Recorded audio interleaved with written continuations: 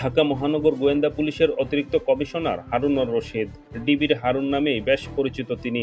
আলোচিত সমালোচিত পুলিশের এ কর্মকর্তার বিরুদ্ধে জালিয়াতি করে মুক্তিযোদ্ধা কোটায় চাকরি নেওয়া সহ অবৈধভাবে সম্পদের পাহাড় গড়ার অভিযোগ উঠেছে। হারুন তার গ্রামের বাড়ি কিশোরগঞ্জের মিঠামইনে শত শত কোটি টাকা ব্যয়ে গড়ে তুলেছেন প্রেসিডেন্ট রিসোর্ট নামের একটি অত্যাধুনিক বিলাসবহুল একটি প্রমোদাগার। স্থানীয়রা জানান, এই রিসোর্টে রয়েছে হেলিপ্যাড ও অত্যাধুনিক সুইমিং পুল। হেলিকপ্টারে ও বিলাসবহুল গাড়ি করে প্রতিদিনই রাজনৈতিক নেতা, বিত্তশালীরা এখানে আসতেন। রিসোর্টটি তাদের আনন্দ ফুর্তির নিরাপদ স্থান হয়ে উঠেছিল।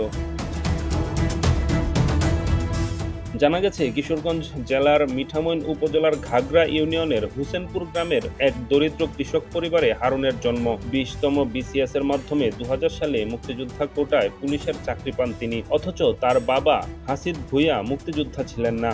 1996 সালে আওয়ামী লীগ ক্ষমতায় আসার পর রাজনৈতিক প্রভাব খাটিয়ে মুক্তিযোদ্ধা হিসেবে তার নাম অন্তর্ভুক্ত করা হয়েছিল।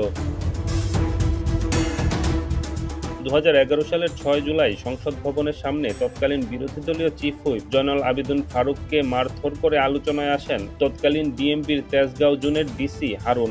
এতে সাবেক প্রধানমন্ত্রী শেখ হাসিনার আস্থা কুড়ান তিনি। এরপর তাকে আর পেছনে তাকাতে হয়নি। একের পর এক পদোন্নতি পেয়ে পুলিশের প্রবল প্রতাপশালী কর্মকর্তা বনে যান তিনি।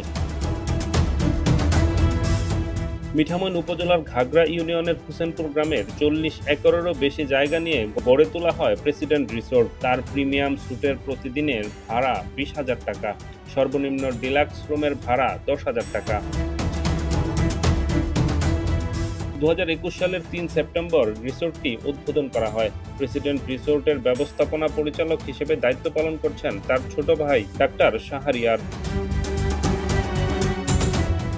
রিসোর্টটিতে হারুনের পরিবারের 5 থেকে 7 একর জায়গা রয়েছে। বাকি অন্তত 35 একর জায়গা অন্যদের। প্রতারণা করে এসব জমি দখলে নেন হারুন। জায়গার মালিকদের কেউই প্রকৃত দাম পাননি। কেউ 10 লাখের মধ্যে 1 লাখ, কেউ 20 লাখের মধ্যে 2 লাখ হারে এই টাকা পেয়েছেন। দাম না পাওয়ায় এখনো অন্তত 10 থেকে 12 জন তাদের জমির রেজিস্ট্রি করে দেননি। ডেস্ক রিপোর্ট, নতুন সময়।